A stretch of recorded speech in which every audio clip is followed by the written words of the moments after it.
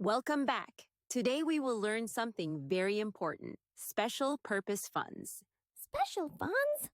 Yes, money that a club keeps only for a special activity, like prizes, sports events, or scholarships.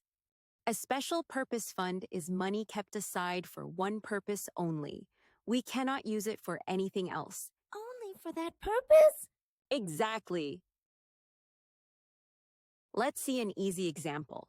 Suppose the club gets $10,000 only for giving prizes. This becomes the prize fund. Not income? Right. It doesn't go to income. It is kept separately in the prize fund. These things increase a special fund, donations for that purpose, interest earned on the fund, any income from that activity.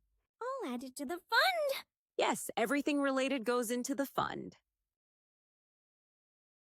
When the club spends money for that activity, for example, giving prizes, that expense is reduced from the fund. So this expense does not go to the income and expenditure account? Correct. As long as the fund has enough balance, all expenses for that purpose stay inside the fund. They do not appear in the income and expenditure account. Is this same as a specific donation? Good doubt. Here's the difference. A specific donation is used only one time and then it is finished. A special fund continues every year. The club adds money, earns interest, and spends from it only for that purpose. So the fund keeps running? Yes, and that's why a special fund stays in the balance sheet as a liability. Liability? Yes, because the club must use this money only for that special purpose. It is not free money. The income and expenditure account gets involved only when the fund is not enough.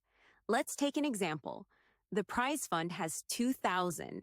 The club gives prizes worth $3,000. We use $2,000 from the fund, and the extra $1,000 goes to the income and expenditure account. Oh, so I&E only shows a shortage? Exactly.